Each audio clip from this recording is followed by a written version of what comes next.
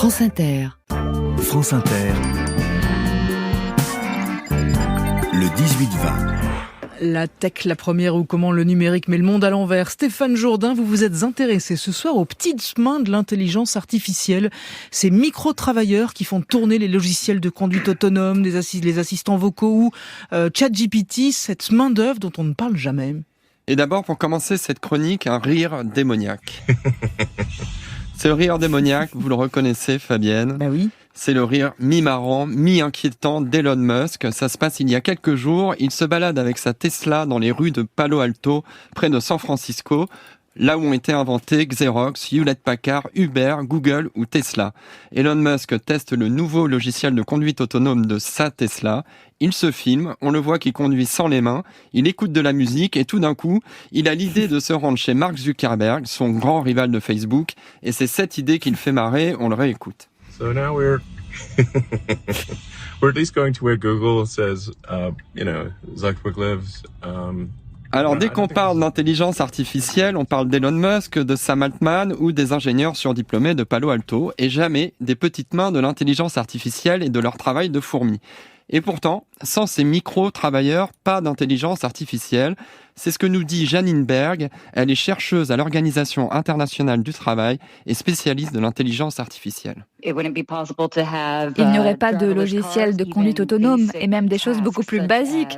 Les assistants vocaux comme Alexa, les sites de réservation en ligne, bref, tout ce que l'intelligence artificielle permet aujourd'hui, s'il n'y avait pas des millions de micro-travailleurs qui bossent dans l'ombre pour entraîner ces systèmes. Donc des millions de personnes, c'est ce qu'elle dit, Stéphane Jourdain. Qu'est-ce qu'elles font concrètement, ces millions de petites mains ? Alors, soyons très concrets. Beaucoup font des rectangles sur des photos pour permettre au logiciel de conduite autonome de comprendre où sont les voitures, les trottoirs, les feux de signalisation et les piétons. C'est ce qu'on appelle des annotateurs. Certains classent des vidéos TikTok en fonction de l'humeur qu'elles provoquent pour l'algorithme de TikTok. D'autres aident Alexa à comprendre les requêtes qui lui sont adressées, même si vous avez un accent picard ou un accent texan à couper au couteau. Et alors certains savent même pas qu'ils travaillent pour l'IA donc. La tâche est tellement microscopique et le nom de code du projet est tellement énigmatique qu'ils n'ont aucune idée de ce qu'ils font. Surtout que la plupart des micro-travailleurs bossent à la maison avec leur propre ordinateur. Certains, cela dit, travaillent dans des entrepôts, alignés en rang, chacun derrière un ordi. C'est le cas de Jobik Jiveti, un Kényan de 24 ans avec qui nous avons parlé ce matin. Alors, Jobik, il travaille pour Sama. Sama, c'est une entreprise américaine qui a des énormes centres dédiés à ses petites mains, au Kenya, en Ouganda ou en Inde.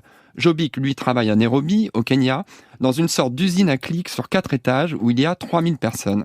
Et chaque matin, une nouvelle tâche l'attend. Alors on lui a demandé de nous raconter ce qu'il a fait pour la dernière fois. La semaine dernière, j'ai travaillé sur des images de champs de maïs. Et mon job, c'était d'identifier, de signaler les zones où des insectes attaquent les cultures. Et je pense que ce travail-là permet d'éviter des dégâts sur les cultures à venir. Alors combien gagne-t-il ? Ces employeurs n'ont pas voulu nous le dire, juste qu'ils gagnent plus que le salaire minimum local. Et alors la question est devenue taboue depuis une enquête retentissante, Stéphane, de Time, c'était en janvier dernier. L'article montre comment des travailleurs sont payés $2 de l'heure pour aider ChatGPT à reconnaître des contenus toxiques. ChatGPT et ses promesses de profit faramineux pour Microsoft. Mais attention, des annotateurs, il y en a aussi en Europe, et même en France, ou aux États-Unis, et là c'est plutôt payé $20 ou $25 de l'heure. Assez pour séduire certains travailleurs. Écoutez Ryan Mercer, ce mormon qui à la quarantaine vit dans l'Indiana. Il raconte sur TikTok comment il a pu gagner sa vie en devenant annotateur. Il y a quelque temps, je me suis fait virer de mon boulot. C'était le jour de mon anniversaire, j'étais en vacances, j'étais dans ma bagnole et ça s'est passé sur Zoom. Plus tard ce jour-là, un collègue m'a conseillé d'aller sur une plateforme pour annotateurs, pour me faire un peu d'argent. Mais bon, ça ne remplace pas mon salaire d'avant, mais ça permet de faire rentrer de l'argent et de faire baisser un peu la pression. Je suis content.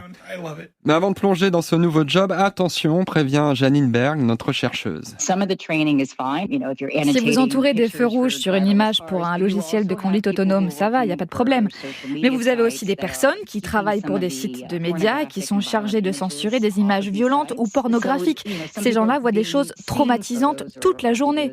L'autre problème, c'est que vous avez des gens qui sont diplômés à l'université et qui font ce genre de tâches, alors même qu'elles ne mènent nulle part en termes de carrière. Bref, c'est un travail dur et sans lendemain, une sorte de lumpenprolétariat du numérique. Et ça, Fabienne, c'est une chute très France Inter. Voilà, je vais vous faire le petit rire à la Elon Musk. Merci beaucoup, à la semaine prochaine, le 18-20, la suite.